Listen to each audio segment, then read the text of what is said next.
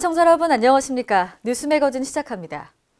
인천광역시는 지난 10일 어르신 소비생활 지킴이 발대식을 열고 지킴이와 모니터단 110명을 위촉했습니다. 65세 이상 노인들로 구성된 지킴이단은 관할 지역 노인들을 일일이 찾아다니며 소비자 피해 및 예방 정보를 알려주고 소비자 피해 구제를 위한 상담 기관과 구제 절차를 안내하는 활동을 하게 됩니다. 특히 노인들을 대상으로 하는 불법 다단계, 사기로 인한 재산상 피해 예방을 위해 방문 판매나 유사수신 등의 업체를 신고함으로써 이로 인한 소비자 피해를 사전에 차단하는 역할을 합니다. 경기도 용인시 처인구 고림동 일원에 도내 최대 규모의 첨단 물류단지가 오는 2020년 말에 들어설 전망입니다. 경기도는 지난 10일 경기도청에서 남경필 경기도지사 등이 참석한 가운데 용인 국제물류 4.0 조성 및 투자 유치를 위한 양해각서를 체결했습니다. 이번 협약에 따라 경기도와 용인시는 사업 추진의 행정적 지원 및 입주기업 유치 지원, KTNG 등은 투자, 건설 및 입주, 지역주민 우선 고용 등을 추진하기로 했습니다. 특히 영동고속도로와 서울에서 세종고속도로 등 우수한 광역교통의 접근성으로 기업의 물류비용 절감 및 경쟁력 강화에 기여할 것으로 기대됩니다. 전주시 고미희 의원은 지난 5일 임시회에서 전주시가 걷고 싶은 거리 조성 등 도로 정비 사업에 수십억 원의 예산을 쏟아붓고 있지만 막상 시민이 걸어다닐 인도는 부족하다는 주장을 제기했습니다. 김경모 기자입니다. 전북 전주시 의회에서 보행자 안전을 위한 인도 확충을 촉구하는 의견이 나왔습니다. 고미희 시 의원은 5일 열린 임시회 2차 본회의 5분 발언을 통해 도로정비 사업도 중요하지만 안전한 보행로를 확보하는 것이 시급하다고 주장했습니다. 전주시가 걷고 싶은 거리 조성 사업에 수십억의 예산을 투입하고 있지만 정작 보행도로는 부족하다는 지적입니다. 보도블록 교체나 석재 포장 등으로 예산이 낭비되고 있을 뿐만 아니라 불법 주정 차량으로 보행로 확보가 어렵다는 것입니다. 멀쩡한 도시 보도블록을 뜯어 명품길을 만들 예산으로 보행로를 확보하지 않은 보행로를 조성하는 것이 먼저라고 생각합니다. 고 의원은 걷고 싶은 거리를 관광자원화시키는 것에 앞서 안전한 보행로 조성을 위한 관심과 협조를 당부했습니다. K랜 김경모입니다. 강원도는 태백 플라즈마 가스화 발전소 건설이 이달부터 본격화될 전망이라고 밝혔습니다. 강원도는 지난 10일 플라즈마 가스화 발전의 핵심 기술을 가지고 있는 그린 사이언스 파워와 공우 ENC 및 KNPA 홀딩스와 4자 간 업무 협약을 체결했습니다. 이번 협약을 통해 강원도는 발전소 건설 및 운영에 관련된 행정사항을 지원하고 장기적으로 플라즈마 관련 산업의 육성과 확대를 위해 각 기관이 협력하여 지원합니다. 군산에서 중국 석도 카페리 취향 10주년 및 항차 증편을 기념하기 위한 취향식이 지난 9일 군산항 국제여객선 터미널에서 성대하게 개최됐습니다.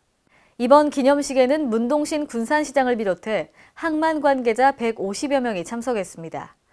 이번 한중 카페리 주 6항차 증편은 항만 물동량 증가와 중국 관광객 유치로 군산항과 지역 경제에 활력을 불어넣을 것으로 기대를 모으고 있습니다.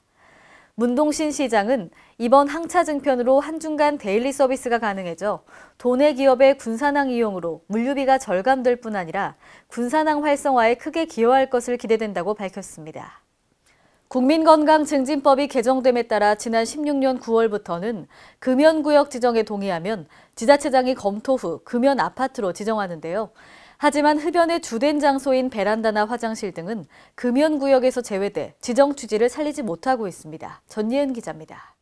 아파트 일부 구역에서 담배를 피울 수 없도록 하는 금연아파트가 지정만 됐을 뿐 제대로 관리가 되지 않고 있습니다.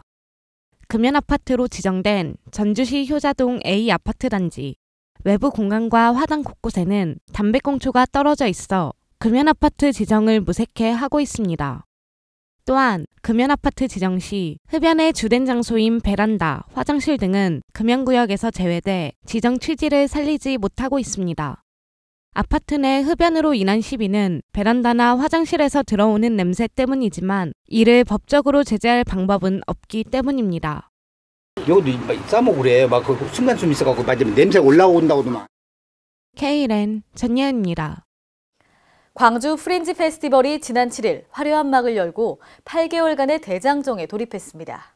이날 5.18 민주광장과 금남로를 비롯한 국립아시아문화전당, 충장로 일대에는 만여 명의 관람객들이 방문했습니다. 오후 2시 30분 금남로 전일빌딩 앞에서 시작된 개막식은 80여 명의 광주 시민들이 함께 참여한 프린지 댄스 플래시몹으로 문을 열었습니다. 뒤이어 2018 광주 프린지 페스티벌의 주제 비상을 퍼포먼스로 서승하 작가가 한 마리 새의 형상을 하고 무대에 올라 희망의 날갯짓을 선보였습니다. 한편 2018 광주 프린지 페스티벌은 오는 11월 24일까지 매주 토요일 오후 2시부터 오후 7시까지 5.18 민주광장과 금남로 일원에서 계속됩니다. 오늘의 간추린 뉴스입니다. 전라남도 무안군은 질병관리본부가 전국에 일본 뇌염주의보를 발령됨에 따라 예방접종 및 취약지 집중 방역 예방 활동을 강화해 나섭니다. 질병관리본부는 지난 1일 부산 지역에서 올해 첫 번째로 일본 뇌염 매개 모기인 작은 빨간집 모기를 확인함에 따라 전국에 일본 뇌염주의보를 발령했는데요. 일본 뇌염을 옮기는 작은 빨간집 모기는 논이나 동물 축사, 웅덩이 등에 서식하며 주로 야간에 활동합니다. 뇌염 바이러스를 가진 모기에 물리면 99%는 증상이 없거나 열을 동반한 가벼운 증상을 보이지만 일부는 급성 뇌염으로 진행돼 그중 20에서 30%는 사망에 이를 수 있습니다. 대구광역시가 노후 주택 정비 사업을 추진하는 주민들의 어려움을 해소하기 위한 원스톱 지원센터를 열었습니다. 대구시는 지난 10일 혁신도시 내 한국감정원에 자율주택 정비사업 통합지원센터의 문을 열었는데요. 대구시는 지난해 국가도시재생 뉴딜 공모사업으로 서구 원대동 일원에 원하는 대로 동네 만들기, 동구 효목동 일원에 소소한 이야기 소목골 등 3곳을 선정했습니다. 선정된 지역에는 골목 상권 활성화 등 다양한 지역 맞춤형 특화 사업과 더불어 노후주거지 골목길 정비 및 마을 주차장 조성 등을 추진하고 있습니다. 충청남도가 대산 임해사업지역 공업 용수 부족 문제를 해수 담수화로 풀어나갑니다. 도와 서산시, K워터 등은 지난 10일 공업용수 확보 협의회를 통해 해수 담수화 사업 후속 조치에 대해 논의하는 자리를 가졌는데요. 참석자들은 이날 사업의 조속한 시행을 위해 타당성 조사의 연내 완료와 기본계획 수립을 위한 용역을 추진하기로 협의했습니다. 해수 담수화 사업은 오는 2021년까지 2,306억 원을 투입해 하루 10만 톤의 공업용수를 생산할 수 있는 시설을 설치하는 사업입니다.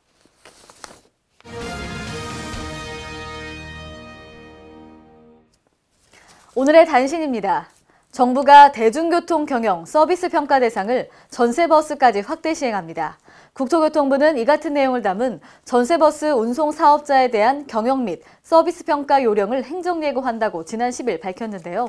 이번 훈령은 지난 2월 개정된 여객자동차 운수사업법 시행규칙에 근거해 전세버스의 세부평가 항목 기준을 규정했습니다.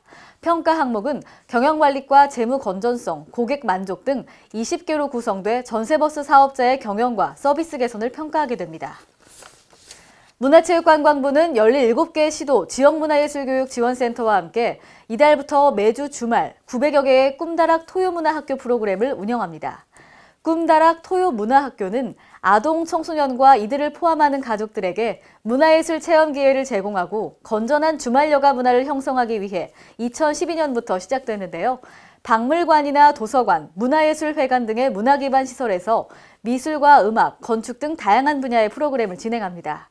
미술관과 박물관에서는 시설과 소장품을 활용한 프로그램을 진행하고요. 예술가와 가족이 함께 낯선 곳을 여행하며 예술을 통해 소통하는 주말 문화여행 등 가족 대상 프로그램들도 다양하게 운영됩니다. 이상으로 뉴스 매거진을 마칩니다. 시청해주신 여러분 고맙습니다.